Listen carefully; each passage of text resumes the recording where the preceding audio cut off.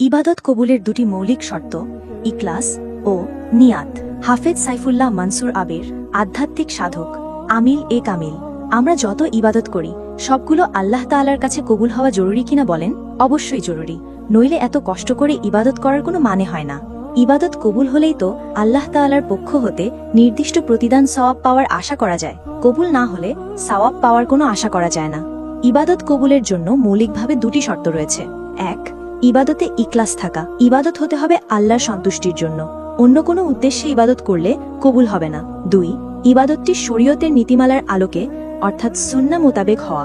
আপনার মনে খুব ইখলাস আছে, আপনি মাগরিবের নামাজ পড়তে গেছেন, চিন্তা করলেন নামাজ বেশি পড়লে তো সওয়াব হয়, তাই ফরজ নামাজ 6 বা 8 রাকাত পড়লেন, তাহলে এ নামাজ কবুল হবে? কেন হবে না? আপনার মনে ইখলাস আছে এবং 3 রাকাতের জায়গায় আরো বেশি পড়ছেন, তাও কবুল হবে না কেন? কবুল না হওয়ার কারণ ইবাদতটি শরীয়তের নীতিমালা অনুযায়ী হয়নি। আপনি জাকাতের টাকা দিয়ে মসজিদ বানিয়ে দিলে জাকাত আদায় হবে? হবে না। আপনার যতই ইখলাস থাকুক, শরীয়তের নীতিমালা অনুযায়ী না হওয়ার কারণে ইবাদত কবুল হবে না। ইখলাসের গুরুত্ব ও প্রয়োজনীয়তা পবিত্র কোরআনের আলোকে। পবিত্র কোরআনের অসংখ্য জায়গায় ইখলাসের কথা এসছে। ইখলাসের গুরুত্ব ও প্রয়োজনীয়তা তুলে ধরা হয়েছে। ইখলাস ছাড়া তো আমল কবুল হয় না। আল্লাহ তাআলা ইরশাদ করেন, বলুন, আমার নামাজ, আমার ইবাদত, আমার জীবন ও আমার মরণ সবকিছুই কেবল জগৎসমূহের প্রতিপালক আল্লাহর জন্য, তার কোনো শরীক নেই, এবং এজন্যই আমরা আদিষ্ট হয়েছি, আর আমি প্রথম আনুগত্যশীল। সূরা আনআম 162 ও 163। অন্যত্র ইরশাদ হচ্ছে, তারা আদিষ্ট হয়েছে যেন তারা আল্লাহর ইবাদত করে, তারই জন্য দ্বীনকে একনিষ্ঠ করে। সূরা বাইনা আয়াত 5। অন্যত্র ইরশাদ হচ্ছে, আমি এই কিতাব আপনার প্রতি অবতীর্ণ করেছি সত্যসহ, সুতরাং আল্লাহর ইবাদত করো তার আনুগত্যে একনিষ্ঠভাবে। জেনে রাখো, নির্ভেজাল আনুগত্য কেবল আল্লাহরই জন্যে। সূরা জুমার আয়াত 2 থেকে 3। অন্যত্র ইরশাদ হচ্ছে, যিনি সৃষ্টি করেছেন মৃত্যু ও জীবন তোমাদের পরীক্ষা করার জন্য, কে তোমাদের মাঝে কাজে উত্তম, তিনি পরাক্রমশালী, ক্ষমাশীল। সূরা মুলক আয়াত 2। অন্যত্র ইরশাদ হচ্ছে, আল্লাহর কাছে কখনো কুরবানির গোশত পৌঁছায় না এবং রক্তও পৌঁছায় না, বরং তার কাছে পৌঁছায় তোমাদের আল্লাহ ভীতি। সূরা হাজ আয়াত 37। তিনি আরো বলেন, বলো, তোমাদের মনে যা আছে তা যদি তোমরা গোপন রাখো অথবা প্রকাশ করো, আল্লাহ তা অবগত আছেন। সূরা আলী ইমরান আয়াত 29। ফুজাইল ইবনে আয়াজ রহমতুল্লাহ বলেন, ইখলাস শূন্য বিশুদ্ধ আমল যেমন গ্রহণযোগ্য না হয়, তদ্রূপ ইখলাসপূর্ণ অশুদ্ধ আমলও মাকবুল হওয়ার প্রশ্নই উঠে না।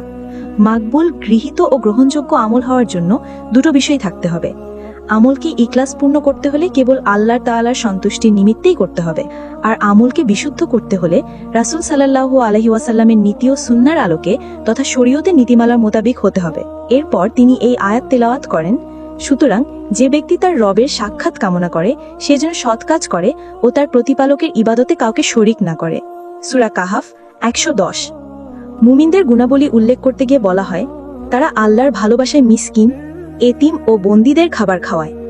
তারা বলে, আমরা কেবল আল্লাহর সন্তুষ্টির জন্য খাওয়াই, এর দ্বারা তোমাদের নিকট হতে কোনো প্রতিদান ও কৃতজ্ঞতা কামনা করি না। সূরা দাহর আয়াত 8 থেকে 9। অন্যত্র ইরশাদ হচ্ছে, তাদের অধিকাংশ গোপন পরামর্শে কোনো কল্যাণ নেই, তবে কল্যাণ আছে যে নির্দেশ দেয় দান খয়রাত, সৎ কাজ ও মানুষের মাঝে শান্তি স্থাপনের জন্য। আল্লাহর সন্তুষ্টি লাভের আশায় কেউ তা করলে তাকে অবশ্যই মহা পুরস্কার দেব। সূরা নিসা আয়াত 114। হাদিসের আলোকে ইখলাসের গুরুত্ব। সহিহ বুখারী ও অন্যান্য হাদিসের কিতাব শুরু করার প্রাক্কালে নিয়তের হাদিস আনা হয়, কারণ নিয়তের উপর ফলাফল নির্ভর করে। রাসূল করিম সাল্লাল্লাহু আলাইহি ওয়াসাল্লাম ও সাহাবাই কেরাম যখন মক্কা হতে মদিনায় হিজরত করেন, তখন একজন নারীও হিজরত করে। এই নারীর একজন প্রেমিক ছিল। একজন পুরুষ তাকে বিয়ে করতে চাইত। কিছুদিন পর ওই পুরুষ লোকটাও হিজরত করে। তখন সাহাবাই কেরামের মাঝে গুঞ্জন ছড়িয়ে পড়ল যে অমুক তো অমুককে বিয়ে করার জন্য হিজরত করেছে, ইসলাম গ্রহণের জন্য নয়।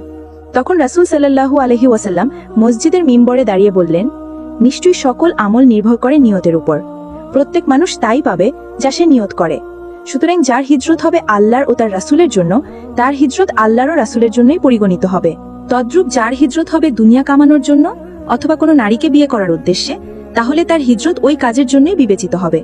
অর্থাৎ মানুষদেরকে বললেন, তোমাদের সমালোচনার তো কোনো দরকার নেই, কে কি উদ্দেশ্যে কি নিয়তে হিজরত করেছে এটা সে জানে, সে যে উদ্দেশ্যে যে নিয়তে হিজরত করেছে সে তাই পাবে। মানুষের নিয়তের উপর কাজের ফলাফল নির্ভরশীল। তিলিসমাতি দুনিয়া, আপনার আধ্যাত্মিক সমাধান। মহান রাব্বুল আলামিন পবিত্র কালাম পাকে বলেন, নিশ্চয় আমি কোরআনকে সকল কিছুর শেফা হিসেবে নাজিল করেছি। আপনি কি আধ্যাত্মিক সমস্যায় ভুগছেন? জিন, জাদু বা বদনজরের দ্বারা আক্রান্ত? আপনি কি নিজেই হতে চান একজন শরীয়ত সম্মত মোদাব্বির ও ইসলামিক রুকাইয়া মাস্টার? যে কোনো আধ্যাত্মিক সমস্যার শরীয়ত সম্মত সমাধান পেতে এবং নিজেকে আধ্যাত্মিক জগতের একজন সফল মোদাব্বির হিসেবে গড়তে ভিজিট করুন তিলিসমাতি দুনিয়া।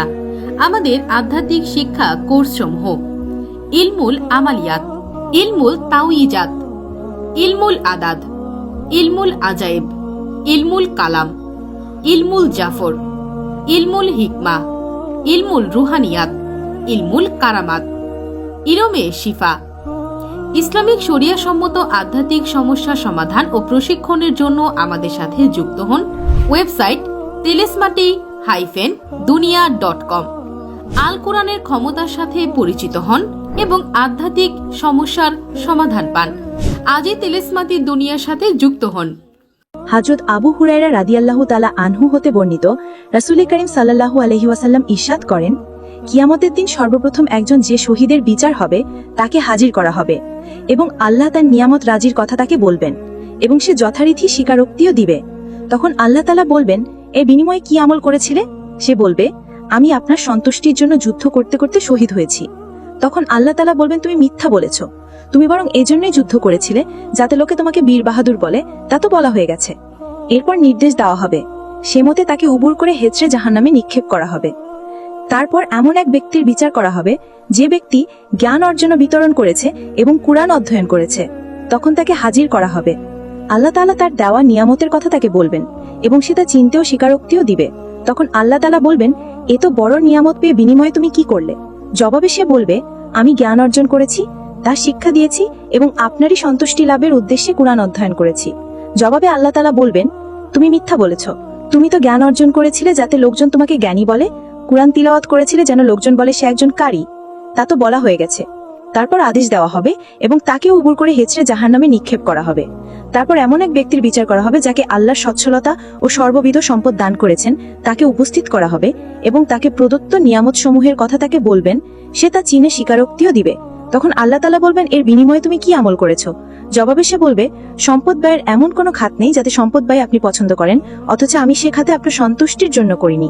তখন আল্লাহ তাআলা বলবেন, তুমি মিথ্যা বলেছ, তুমি বরং এজন্যই তা করেছিলে যাতে লোকজন তোমাকে দানবীর বলে, তা তো বলা হয়ে গেছে। তারপর নির্দেশ দেওয়া হবে, সে মতে তাকে উবুর করে হেঁচড়ে জাহান্নামে নিক্ষেপ করা হবে। নিশ্চয়ই আল্লাহ কোরআন সবকিছু শিফা স্বরূপ নাজিল করেছেন। আল্লাহর কালামের শক্তিতে আমাদের প্ল্যাটফর্মের উসিলায় উপকৃত হওয়া হাজার হাজার মানুষের রিভিউ দেখতে এবং জিন জাদু চিকিৎসা পেতে এখনই পিন করা কমেন্টের লিঙ্কে ক্লিক করে হাফেজ সাইফুল্লাহ মানসুর ফেসবুক গ্রুপে জয়েন হন।